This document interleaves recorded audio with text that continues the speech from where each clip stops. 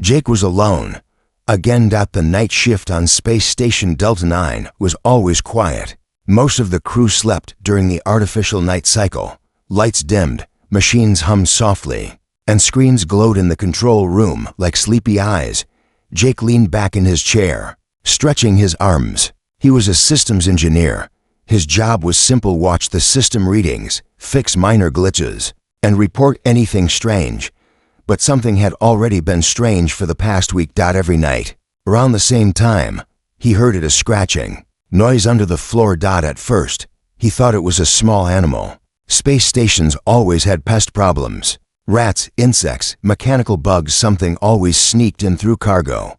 Probably rats again, he muttered to himself, sipping his cold coffee. But tonight, it was different.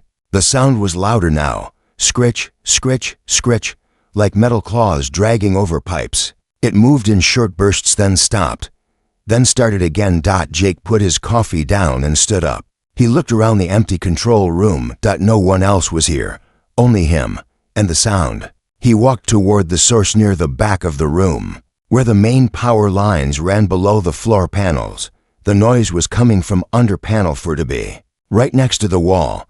He bent down, pressing his ear to the cold metal floor. Silence. Then suddenly thump. Jake jumped back. His flashlight fell and rolled on the floor, spinning light across the room like a warning signal. What the hell was that? He whispered. He picked up the light and knelt again. Slowly, with shaking fingers, he unscrewed the floor panel. The screws were old. They hadn't been touched in years. Maybe not since the station was built. As he lifted the panel, warm air hit his face. Not normal air. It smelled organic, like damp skin and rust. There was something alive down there. He pointed his flashlight into the dark space beneath the floor. At first, he saw wires, pipes, dust, then movement. Something shifted in the shadows. He leaned closer, and then he saw it. A shape, curled up, breathing. Not a rat, not even clothes. The thing had a face, pale, eyes shut tight, long limbs pulled against its chest. It looked like a person, small, thin, and scared. Jake fell back, hitting his elbow on the metal. The flashlight clattered again. His heart pounded like a hammer. What is that? He whispered. He looked again. The figure wasn't moving now. It was still. Jake reached for his radio, but then stopped. He hesitated. Who would he call? Security? The commander? Would they believe him? He stared into the hatch. Something inside told him this wasn't just an animal or a runaway crew member. This was something the station didn't want anyone to find. Jake looked around the room again. Still no one. Then, carefully, he pulled out his pocket scanner. He aimed it at the figure. No ID match found. Unknown life form. His mouth went dry. There were only humans registered on Delta-9. Jake took a deep breath and whispered into the hatch. Can you hear me? No answer. He leaned closer. Are you okay? Suddenly, the figure flinched. Eyes snapped open, bright silver eyes that shimmered in the dark like a mirror. Jake froze. The figure blinked, slowly. Then it whispered in a weak, raspy voice, "Don't tell them." Jake pulled back. "Who are you?" But the figure said nothing more, just curled tighter into the corner. Jake felt his chest tighten. He wanted to run, call for help, slam the panel shut and forget this ever happened. But he couldn't. Something deep inside told him if he told anyone, this being would vanish, or worse. He looked again at the hatch. Then he said quietly, "I'm not going to hurt you." The figure didn't move, but it didn't run either. Jake stood up. He closed the panel halfway, not all the way, and placed a storage box on top of it. He turned off his flashlight, walked back to his seat, and sat down in silence. The scratching noise didn't come again, but his hands were still shaking. Somewhere under the floor, something unknown was hiding. And now, Jake was part of its secret. Jake didn't sleep that night. He sat in the control room, pretending to check system reports, but his eyes kept drifting to the corner. Panel 4B, the place where he found her. The figure under the floor, that face, those silver eyes, that whisper, "Don't tell them." No name, no ID, no explanation. Jake checked every crew log, every system access. Every security feed from the last month, nothing. It was like she didn't exist. And yet, she did. When the morning cycle lights turned on, Jake made a decision. He had to go back down there, but not just to peek again. He had to find out what was underneath the station. When the others woke up and took over the morning shift, Jake left quietly. He told no one, just grabbed a repair kit, a portable scanner, a protein bar, and headed back to the maintenance bay. He kneeled over panel for 2B. Again. Heart thudding. Hands shaking. He slid the panel aside and stared into the dark again. She was gone. Wait. What? He whispered. The hatch was empty now. No breathing. No whisper. No figure curled up in fear. Jake felt a strange wave of panic. Hey, he called softly. Where did you go? Nothing. But just as he was about to give up, he noticed something strange. A small piece of metal was loose under the hatch, a broken panel. He pushed it, and it gave way. A second hidden passage. He squeezed through, flashlight in his mouth, crawling on elbows and knees. The tunnel was narrow, dusty, and silent except for his breathing. After 5 meters, it opened up into a dark, cold chamber, and there she was, sitting against the wall, still chained at the wrists, but awake, watching him. Her skin looked pale blue, now under the light. Her hair was white, thin, and tangled. She was older than she looked. Her body was thin-starved, maybe, but her eyes were sharp. You came back, she said softly. Jake nodded. I had to. He moved closer. Slowly. Who are you? She stared at him, then looked away. I don't have a name anymore. Jake knelt beside her, pulling out his scanner. You're not on any crew record. Not even the emergency logs. That shouldn't be possible. They made me a ghost, she said. No one knows I'm here. Jake frowned. Who did? She hesitated. Then she said one word, one that made Jake freeze. The Council. Jake's mouth went dry. The Interstellar Council, the secretive group that ran all major stations, controlled deep space protocols, and oversaw black operations. You're saying they locked you down here? She nodded. They wanted to hide the project. I was the test subject. Jake looked around the chamber. He noticed strange markings on the walls, alien symbols, mixed with human letters. Old control panels. Dried blood on the floor. What kind of project? He asked. She stared into his eyes. One that can kill planets. Jake blinked. You're serious? She said nothing, just raised her wrist. The cuff was embedded into her skin, metal grown into flesh. Jake reached out. She flinched. He paused. I'm not here to hurt you, he said gently. I know, she whispered. That's why I didn't run. Jake tried to scan her again. Still no results. Not human. Not fully alien. Something in between. He sat beside her, broke the protein bar in half, and offered her a piece. She stared at it like she hadn't seen food in days. Maybe weeks. Why didn't you scream for help? Jake asked. Because no one listens on this station, she replied. And if they do, they disappear. Jake looked down at the hatch he came from. If I take you out of here, he said, what will happen? She shrugged weakly. They'll kill me, or maybe you. Jake stood slowly. I can't leave you here. Suddenly clang. A loud sound echoed through the tunnel. Jake jumped. The girl froze. Footsteps. Not far. Someone was coming down the access shaft. Jake's mind raced. Was someone watching him? Did the cameras catch him entering? The girl looked at him with panic in her eyes. Hide. Jake crawled back through the tunnel fast, pulling the panel shut just in time. He lay flat on the control room floor, heart racing. Footsteps passed outside the bay door, then stopped. He held his breath. Then they moved away. Whoever it was. They were close, too close. Jake waited 10 minutes before breathing again. He got up, locked the panel, and sat back at his station. Eyes wide, mind spinning. There was a chamber under the floor, a girl with no name, a project that could destroy worlds, and a council secret hidden right beneath his feet. Jake looked at the floor again. He knew one thing now. This wasn't about rats anymore. Jake didn't go to work the next morning. He didn't eat. He didn't sleep. He sat in his room, staring at a tiny memory chip he'd just pulled from the girl's hidden chamber. It was hidden under a metal grate, next to old tools and broken wires. He grabbed it just before leaving, without telling her.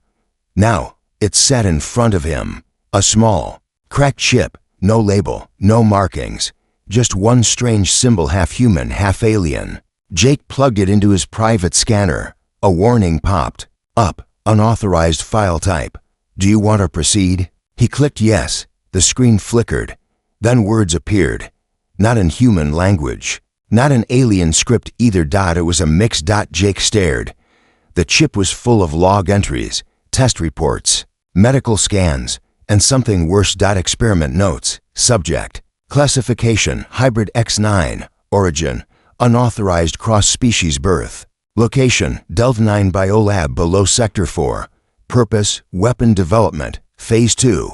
Jake leaned back. His hands were cold. Hybrid? He whispered, is that what she is? But it got darker. One entry read, subject shows remarkable mental resistance. Memory wipes fail. Subject communicates in dreams. Recommended, physical restraint and neurological dampeners. Jake closed the file. He couldn't read anymore. They were torturing her. He stood up, pacing the room. The girl who had no name was a hybrid, a secret child of two species, not accepted by either. And now, she was being turned into a weapon. By his own station. By people he worked with. Jake pulled up the station map. The chip mentioned Sector for Biolab, but there was no Sector for listed. He cross-checked old blueprints from the archive. Bingo. An old section, long decommissioned, now marked as storage. But the design showed power lines, water flow, and oxygen pumps still active. No storage room needed. Jake's eyes narrowed. They're hiding something big down there. He grabbed his gear, a silent cutter, a map print, a comm blocker, and his father's old Sidirm. Jake had never used a weapon before, but something told him he might need it. He waited until the hallway outside was clear, then slipped out of his room. The corridor was quiet. Too quiet. He walked fast but careful, turning corners, eyes on every camera, every shadow. He reached the cargo elevator. Tapped in a hidden override code. Manual access to lower levels. Granted lift shuttered, then began moving down. Below the living quarters. Below engineering. Below where anyone was supposed to go. The door opened. Darkness. Cold air. Silence. Jake stepped out into a hallway covered in dust. Old doors, cracked tiles, faded signs. But one door still had lights. A glowing red panel. Biolab for a. Jake placed his hand on the reader. It beeped. Denied. He opened his toolkit, pulled wires, rerouted signals. After 5 minutes, access granted. Door slid open with a hiss. Jake stepped inside and stopped. Inside was not just a lab. It was a prison. Chambers lined the wall. Some were empty. Some had remains, thin bones, scorch marks, blood. Jake felt sick. He moved forward and saw a control panel. He wiped off the dust and powered it up. A face appeared on the screen. Dr. Halrick, one of the science officers. Jake had seen at lunch just last week. She smiled into the camera in a recorded log. Test log 98. Hybrid X9 remains resistant. Physical damage shows rapid healing. Psychic shielding continues to fail, but energy readings are off the scale. We're close to phase 3. The council will be pleased. Jake froze. They were preparing her for something final. Something big. He clicked through the rest of the files and found the final test plan. If mental conditioning fails, initiate detonation protocol and extract energy core manually. Jake whispered to himself, they're going to kill her and use her as fuel. Suddenly clang. Behind him, he turned. A camera in the corner had just moved. They saw him. Alarms didn't sound. Not yet, but that meant only one thing. They didn't want panic. They wanted him dead. Quietly. Jake ran back into the hallway, toward the lift, but it was already gone, locked. He turned toward a maintenance tunnel he saw on the map, crawled in, fast, heart pounding. He had to reach her before they did. If they knew he found the lab, they would clean it. Kill her. Erase everything. Jake whispered to himself in the dark tunnel, voice tight with fear and anger. They think I'll stay silent, but I'm just getting started. Jake didn't make it back to his room because his room was already open. The door was unlocked. The lights were on, and someone had torn everything apart. Clothes, files, tools scattered across the floor. His computer wiped. The memory chip gone. Jake stepped back into the hallway, heart racing. They had moved faster than he thought. They know, he whispered. He wasn't just being watched anymore. He was being hunted. He turned away from the room, pretending nothing was wrong. 2 security guards passed by. They didn't stop him, but their eyes followed him. Jake didn't look back. He walked calmly until he reached a blind hallway near the waste shaft, then slipped through a side vent and vanished into the maintenance tunnels. No cameras, no questions. Just cold silence. He needed a plan. The memory chip was gone, but he still had something, his own memory. The files, the names, the footage from Biolab 4A. He had seen enough. Now he needed proof, real, undeniable proof. He pulled out his mini recorder from his boot, a backup no one knew about, and he made a decision. He would go back to her. It took him 20 minutes to crawl through the same shaft back to the hidden chamber. She was still there, awake now, but barely. Her eyes looked sunken, her skin pale. Something was wrong. They took energy from me again, she whispered. Jake knelt beside her. You said they test you. How do they take your energy? She pointed weakly toward the ceiling. They turn on the light, the red one. It pulls from my mind, feels like fire. Jake's fists clenched. How long can you survive that? She didn't answer. Jake looked around. The small chamber had nothing, no cameras, no tools, no bed. It was not a prison. It was a cage. I'm getting you out, he said firmly. She looked up, half believing him. You don't have to die for me. Jake shook his head. You're not the one who's going to die. He carried her on his back, slow and careful, through the tunnels. Every sound made him pause. Every vent might have a camera. Every floor panel might be a trap. When he reached the comms tower above the control center, he used the master keycard given to him long ago during a fire drill. He had kept it just in case. That just in case was now inside the comm room. Jake placed her on the floor and accessed the transmission array, but the main Earth line was down. He cursed under his breath. Only one option left, the old deep space relay. Meant for emergencies only. It would take longer, but it would work. He opened the live feed recorder and began speaking fast, uploading files from the recorder. This is Jake Reelan, engineer of Space Station Delta 9. We've uncovered illegal council experiments under Sector 4. There is a hybrid girl here used as a biological energy core for a classified weapon. I have video, blueprints, and test logs. They're trying to cover it up. Please send help. He attached the audio, encrypted it, and hit send. Transmission sent. Delivery. ETA, 9 hours. It wasn't fast, but it was enough. He turned back to her. We did it. She smiled faintly. Then, I can sleep now. No, not yet, Jake said, lifting her up again. We still have to disappear. But they weren't fast enough. As they reached the exit tunnel, a shadow moved ahead. Lieutenant Morrow, Jake's old friend. But now his face was blank, cold, a blaster in his hand. Jake stopped. His voice cracked. Morrow, please, you know me. I do, Morrow said. That's why this is hard. He looked at the girl. The order is clear. She doesn't leave this station. Jake stepped in front of her. You're on the wrong side of this. I follow orders, Morrow said. No, Jake said, eyes sharp. You follow the council. A long silence. Then, Morrow lowered the weapon. You have 10 minutes, he said. After that, I never saw you. Jake didn't wait.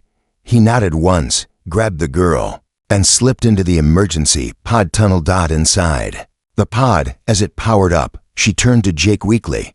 Why are you helping me? She asked. Jake looked out the window. Because I once trusted this station. Because I once believed we were the good guys. Because if I don't help you, no one will. But all he said was, because you never had a choice. But now you do. The pod launched. Delta-9 grew smaller behind them. The girl leaned her head on his shoulder. Jake closed his eyes. They had no plan. No safe place. But they had the truth and a signal on its way to Earth. And someone would listen. The escape pod was supposed to land on an abandoned moon at DIDN T. Instead, it stopped mid-course caught by a tractor beam Jake never knew existed. The pod shook. Alarms rang. Jake checked the controls. We've been pulled back to the station. The girl sat up, panicked. They installed emergency override in case hybrids escaped. Jake hit the manual release, nothing. He grabbed the emergency blaster. If they board, we fight. But the hatch didn't open. It vanished. The pod blinked out of space and reappeared in a simulation room. A fake escape, a trap. Jake stared around in disbelief. The stars outside were just projections. Walls disguised as windows. The girl whispered, "They let us run, to see where we'd go." A slow clap echoed through the chamber. Lieutenant Morrow stepped forward. No suit, no weapon, just a smirk. "You ran straight into it," he said. Jake raised his blaster. "You helped us escape." Morrow nodded. "I did, and I meant it. But the moment you uploaded that file, they gave me a better offer." Jake's heart sank. "You sold us out." Morrow shrugged. "You uploaded classified material. That made you a traitor." "I didn't choose their side. They made sure there was no side left to choose." The girl stood up, weak but defiant. "You think they'll reward you?" "They already did," he said. "I'm leaving the station tomorrow. Clean record, promotion, transfer to a moon colony." Jake laughed bitterly. "So you get a quiet life while we're erased." Morrow leaned closer. "You think they'll kill you? No, they'll do worse. They'll make you a ghost. No records, no past, no name. Just like her." The girl's fists clenched. Sparks flickered in her fingertips. Jake stepped between them. "You know what she is, Morrow." Morrow smirked. "Yeah, a mistake." Jake's eyes turned cold. "No, she's the future." Suddenly the floor cracked. Lights burst. The girl screamed and the room went white. Power surged through her body. Her eyes turned silver again, but brighter. The simulation room couldn't contain her anymore. The walls shimmered, flickered, then exploded outward. Jake pulled her down as glass and metal flew. When the dust settled, they were back in the real station somewhere near the lower hangars. Morrow lay unconscious. Jake stood slowly. "You okay?" She nodded. "I didn't mean to do that." He helped her up. "Then let's make it count." They ran through the corridors, alarms blaring again. This time, they had no map, no plan, no allies, just each other. Jake pulled her into a cargo bay and locked the door. "We have one shot," he said. "The truth is already on its way to Earth. We just need to survive long enough for someone to believe it." She sat down, breathing hard. "They won't stop, not until we're both gone." Jake knelt beside her. "Then we don't run anymore." He pulled out a power core he grabbed from the simulation room. "We use this, set it to overload, blow up their hybrid lab, expose them." She looked at the core. "That could kill half the station." Jake looked her in the eyes. "That's what they plan to do with you, only worse." Suddenly, the door behind them sparked. Someone was cutting through. Jake readied the blaster. But it wasn't security. It was Dr. Halrick, the same scientist from the lab footage. She walked in slowly, alone, hands up.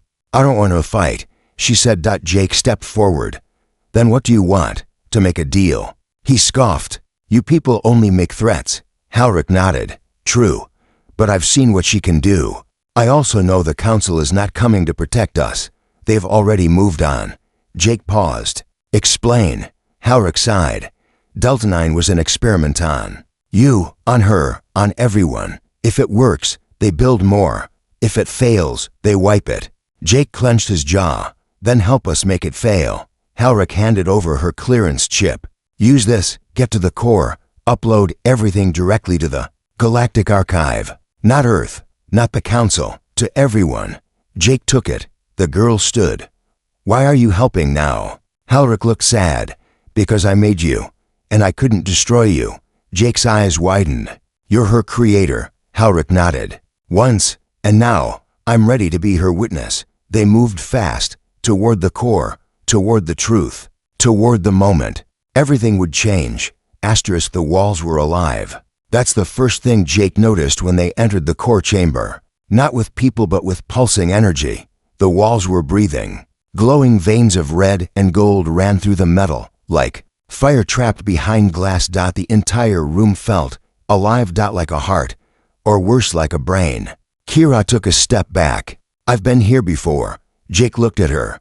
What is this place? She pointed toward the center of the chamber.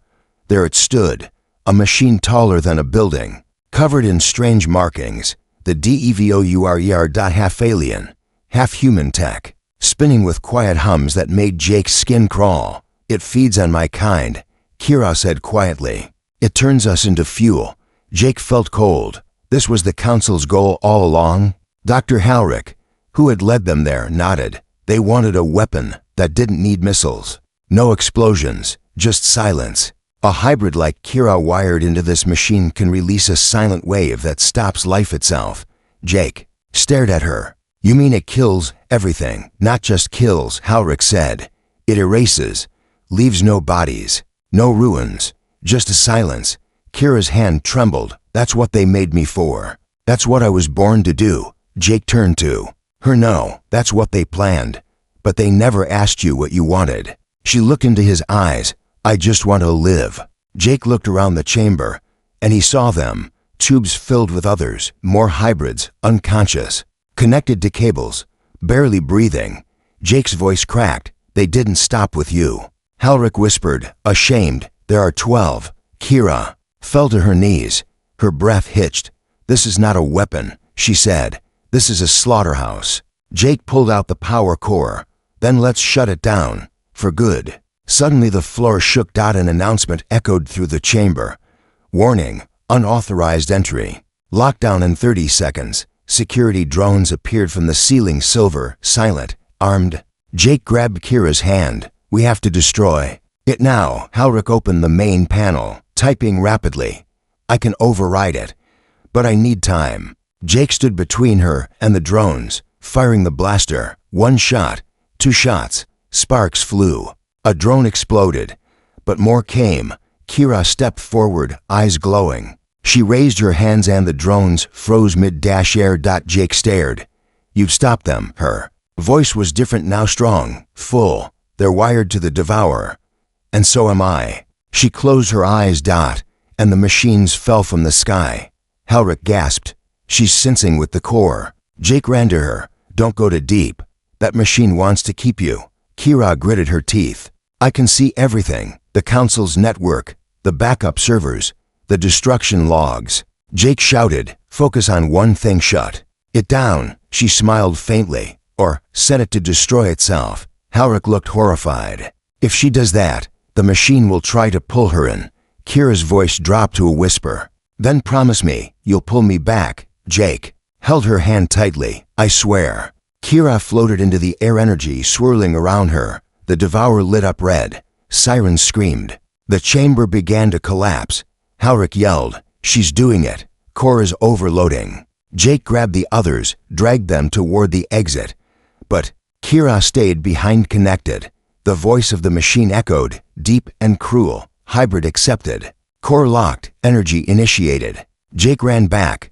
No, you're not taking her. He reached for her. She was glowing, crying, smiling. Jake, I'm sorry. And then, boom, a white wave burst from the core. The room exploded in light. Jake woke up, outside, on a rescue ship, his clothes burned, skin scraped, ears ringing. Halrick stood over him. You're alive, she whispered. He looked around. Where's Kira? Silence. She didn't make it. Jake's breath stopped. He looked out the window. Delta-9 was gone. Just dust and sparks in the void. But then on the ship's console, a soft ping. A message. I saw a different future. One with kindness. Thank you, Jake. Jake closed his eyes. She wasn't gone. She had become something else. Something greater. Not a weapon. Not a ghost. But a signal. A warning. And maybe a beginning. They thought Earth would stay silent. For 3 days, no response came. The Council shut down their public networks. The transmission from Delta-9 was labeled a glitch. The records of Jake, Kira, and the destroyed space station were buried under layers of red tape and silence. But then on the 4th day, a janitor at an Earth-based archive unlocked a flagged message. It had no official seal. No formal ID. Just a title. This is not a malfunction. This is a mass grave. He played the file. He didn't sleep that night. By morning, the message had gone viral. Not just on Earth, across colonies, moons, trade routes, pirate frequencies, rebel servers. The Council's secrets were out. 12 hybrids, 1 living weapon, a machine that erased entire planets using children as fuel, and a girl Kira who gave her life to stop it. Jake's voice echoed through every screen in the solar system. She wasn't a threat. She was a prisoner, and she asked only for one thing, not freedom, not revenge, but to be seen. And we didn't see her until it was too late. Earth Command was the first to respond. They confirmed the signal was authentic. Then came Mars, then Saturn Rings Station, then Luna Base. The silence cracked, and humanity did what it always does best when pushed too far. It roared. Jake stood on a quiet platform in Earth's orbit. He wore a black jacket now. No badge, no rank. Just a pin on his chest, a tiny silver spark in the shape of Kira's eye. It had become the symbol of truth. Behind him, a fleet of 12 ships stood ready, each named after a hybrid who didn't survive Delta-9. He had spent the last 3 weeks building them, not alone, but with engineers, whistleblowers, and citizens who couldn't sleep after hearing the truth. They were fast, quiet, built for rescue. Not war, but Jake knew war might still come, because the Council wasn't done. They never gave up power without blood. One morning, Earth Command received an encrypted broadcast. It showed a planet, a lush green world, now black and lifeless. Another devourer had been activated. Another test. Another lie. But this time, someone survived. A hybrid boy, no more than 10 years old. He had escaped the blast, and he sent one word across the stars: help. Jake stood on the command deck of the lead ship, the Kira. His hand hovered over the launch control. His voice, steady but full of fire, echoed into the fleet. We once thought monsters came from space, but the truth is, the real monsters wore uniforms and gave orders from behind clean desks. They built machines that used children as power, and they thought no one would stop them. They were wrong. We're coming, not to conquer, not to destroy, but to rescue every soul they buried, and to say to the forgotten, we see you now. We hear you. We're not running anymore. We are humanity, and we fight back. Engines flared. Stars bent around them. The ships launched 12 sparks across a black sky. Somewhere out there, another hybrid waited. Another station, another lie, another chance to do the right thing. Jake didn't know what they would find. He only knew this: Kira didn't die for silence. She died so no one would ever be hidden again. And now, the galaxy knew her name: Epilogue, the whisper that started a war. They say one voice can start a rebellion, but sometimes it's not a voice. Sometimes it's a whisper in the dark, a girl no one saw, a hatch no one opened, a sound mistaken for rats, and a human, just an engineer who decided to look closer. Title: Human thought rats made the noise, but when he opened a hidden hatch, he found genre: HFY, Sci-Fi, Suspense, Redemption, Resistance.